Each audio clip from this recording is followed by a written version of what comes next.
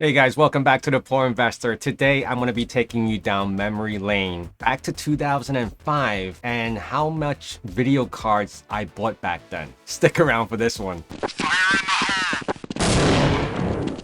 Alright guys, I'm going to be going back into time, back to 2005 exactly, because there is a picture in this album that I took and the calendar said 2005. I honestly thought it was later, meaning it was like 2010. My memory has been shot, as I'm getting older. I was trying to figure out like what the hell, 2005? I was spending thousands of dollars on video cards. Like, what the hell was I doing back in 2005 with video cards? Bitcoin didn't even exist yet.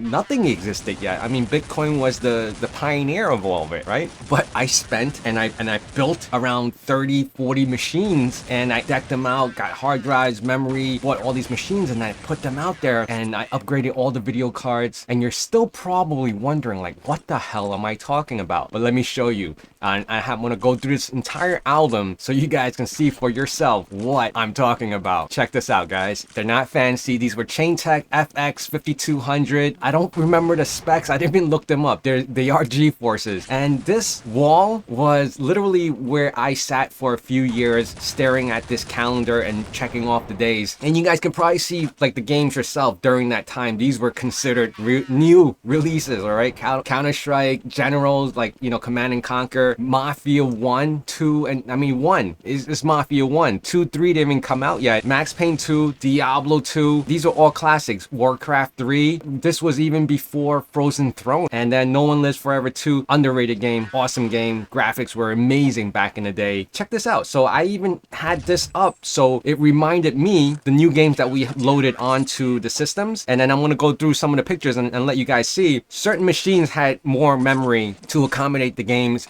We actually had internet. Actually, we were paying, I believe it was like $1,000 for a T1. Can you believe that? A 1.5 meg download on a T1 for over $1,000 because it was a business line. Now this was like a server that I had. Can you imagine that? Like right now, even then I had this server. I could even use this till this day, I think, to just farm Chia if I wanted to. Not so much the hard drives, that would have had to been replaced because each one of these drives couldn't even hold an actual plot because they were just 72.8 gigs.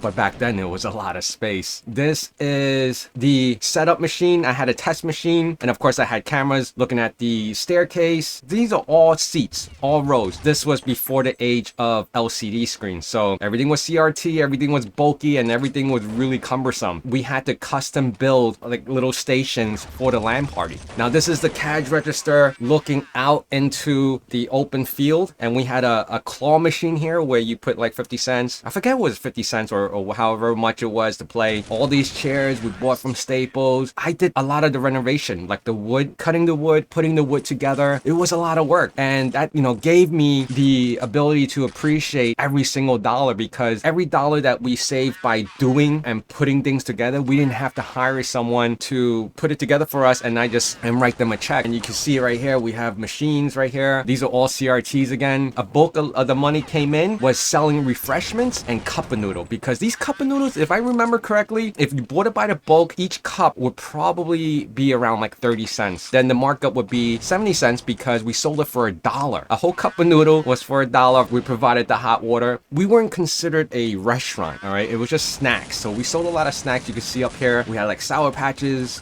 chocolate chips, and so they don't have to run downstairs and leave us. So they could just stay and enjoy their time because a lot of them actually bought memberships where their parents used us pretty much like a daycare. Like a babysitting center for a lot of the preteens and teenagers. That was our range. That was our age group. Like if you were old enough to stay there and your parents felt comfortable. And I personally have met every single parent that brought their kid up there because they would have to vouch for them. They have to sign in for them and they would have to pay, obviously, right? And then of course, through time, as they show up more, they felt comfortable with leaving them with us. Let me just show you. Oh, so this was a Counter-Strike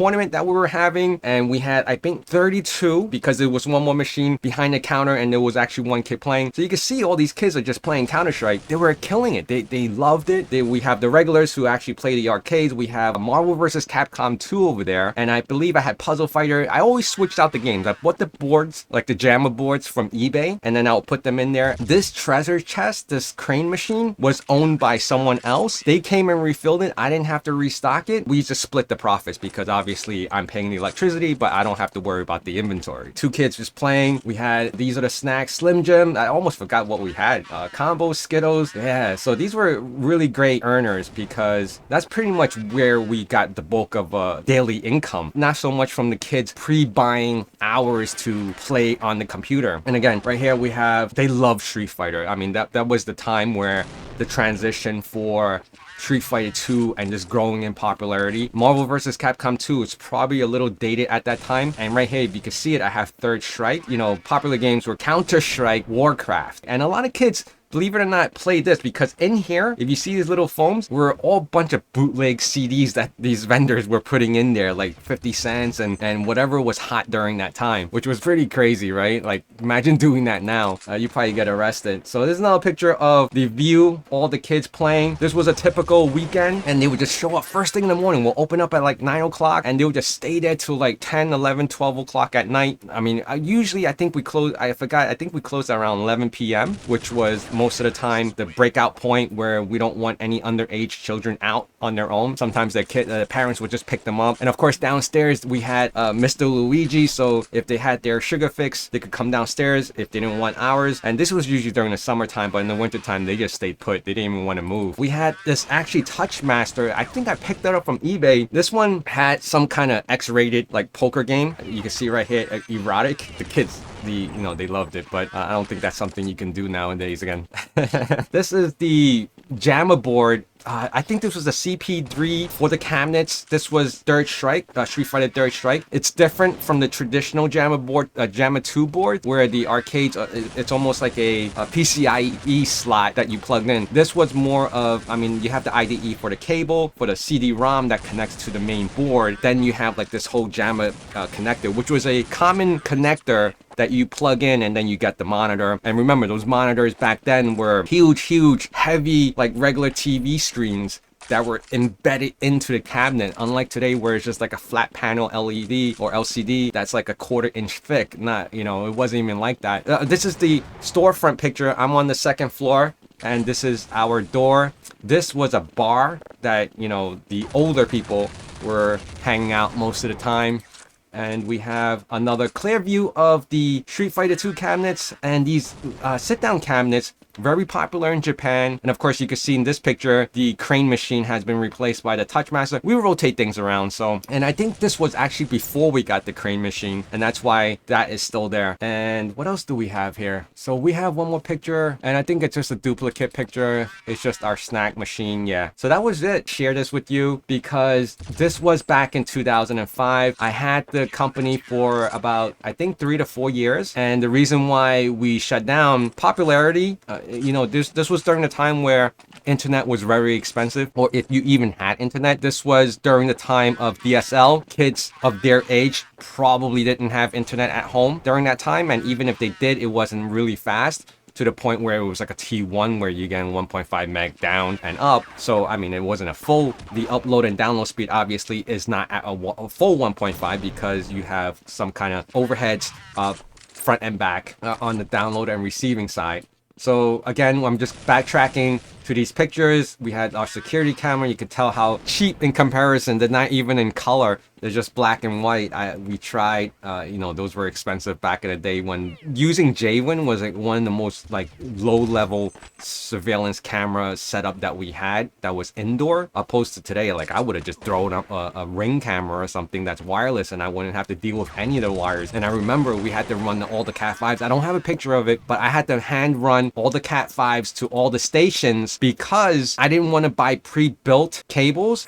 It was a lot more expensive. I'd rather just crimp it myself. I bought a box of Cat 5s. Me and my partner, my uncle actually, we sat there and we just started crimping to length, and we ran 2 poles per station just in case, and then that was it. I mean, this wasn't even a time when people were bringing up laptops, because people didn't have laptops. What the hell were they gonna do with a laptop with no internet at home, right? Some crazy time. But this was back in 2005. I hope you guys enjoy this, because I mean, this going back to 2005, you know, brings back crazy memory. And the reason why this brought up was because someone mentioned it and asked me like, hey, I wanted to open up an internet cafe. Rushing Rabbit, if you're listening in to this very end, I appreciate you. You are a great mod on my Discord. And remember, guys, if you haven't joined it yet, join the Discord and we'll have a discussion there as well. So please like, comment, and subscribe, and I'll see you guys again really soon. Bye.